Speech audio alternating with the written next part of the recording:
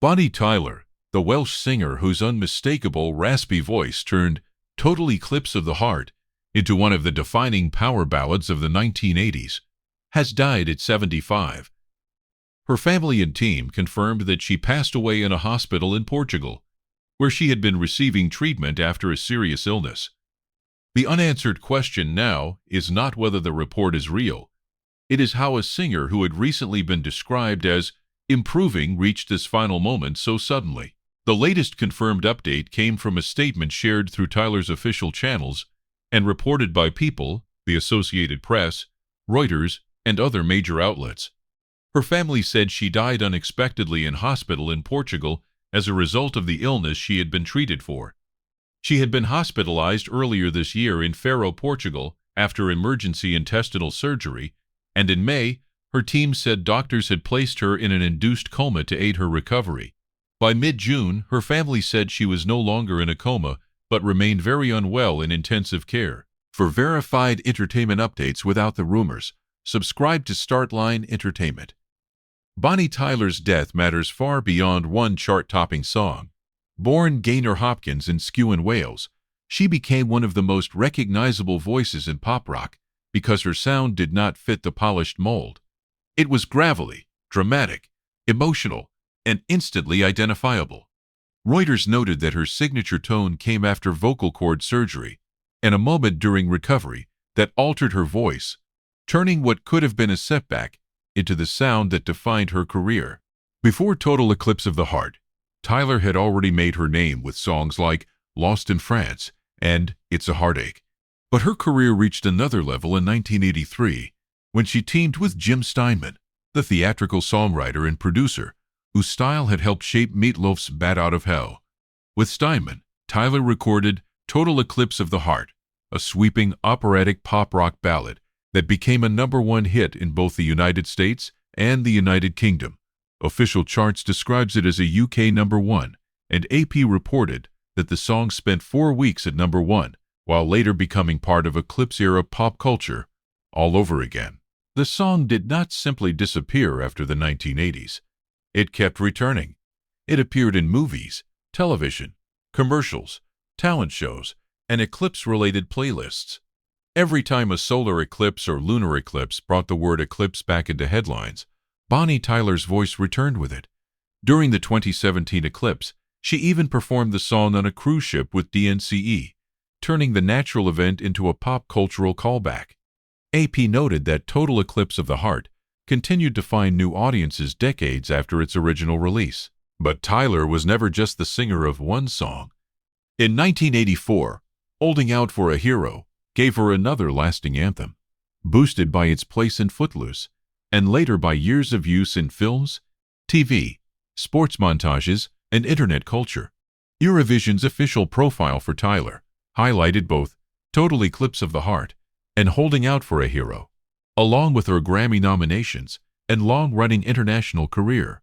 Her public life stayed active into her later years.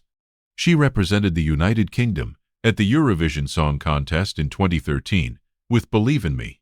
She continued touring internationally, released later albums, and remained closely tied to fans in Europe. The Recording Academy's profile lists 3 Grammy nominations for Tyler, including recognition for Total Eclipse of the Heart, Faster Than the Speed of Night, and Here She Comes.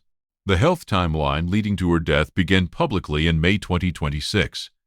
Her official website said on May 6 that Tyler had been admitted to a hospital in Faro, Portugal, where she had a home for emergency intestinal surgery. At that point, her team said the surgery had gone well and she was recuperating. 2 days later, the tone changed when her team announced she had been placed in an induced coma to support her recovery. On June 15th, her family and team shared another update. They said she was no longer in a coma, but remained very unwell in intensive care in Portugal. They also announced that her remaining summer shows through the end of August would be canceled or postponed where possible. The family thanked fans for support and asked for privacy, while saying doctors remain confident about her long-term recovery. That is why the July 9th announcement landed with such force. The previous public update had left room for hope, even while making clear that her condition was serious. Then, according to the family statement reported by People and AP, Tyler died unexpectedly the night before in hospital in Portugal. The family said a further statement would come in due course and asked for privacy. What should not be overstated is the exact medical cause beyond what the family has publicly said. The confirmed wording is that she passed away as a result of the illness she was being treated for. Public reporting connects that illness timeline to her emergency intestinal surgery, intensive care stay, and earlier induced coma, but respectful coverage should avoid adding details that have not been officially released. The larger story is also about how Bonnie Tyler built a career from an unlikely voice. The Guardian's obituary describes how her husky sound became her trademark after surgery to remove vocal nodules, and how her partnership with Steinman gave her the song that would define her global image. That combination, a voice that sounded lived in and a production style built for maximum drama, made Total Eclipse of the Heart feel less like a typical single and more like a miniature rock opera. Tyler also had a grounded public persona. Reuters reported that she was born in South Wales in 1951 as one of 6 children, married Robert Sullivan in 1973, and remained married to him for more than 5 decades. In interviews over the years, she often spoke about music as work, not just fame. She kept performing, kept recording, and kept embracing the songs that fans wanted to hear. Her honors reflected that long career.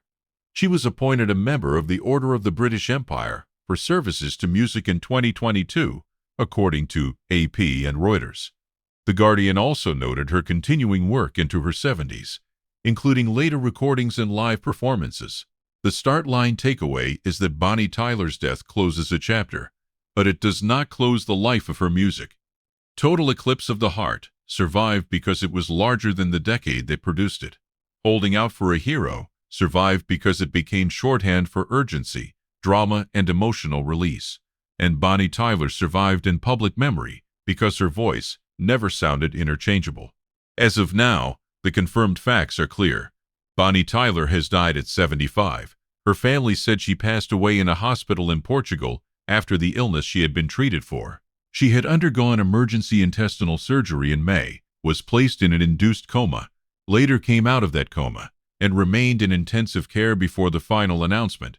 What remains unclear is whether her family will release more detail in a later statement. For now, the public focus is on the voice, the songs, and the career she leaves behind. Bonnie Tyler's greatest hit was called Total Eclipse of the Heart, but her legacy is not an ending in darkness. It is a voice still echoing through one of pop music's most unforgettable choruses.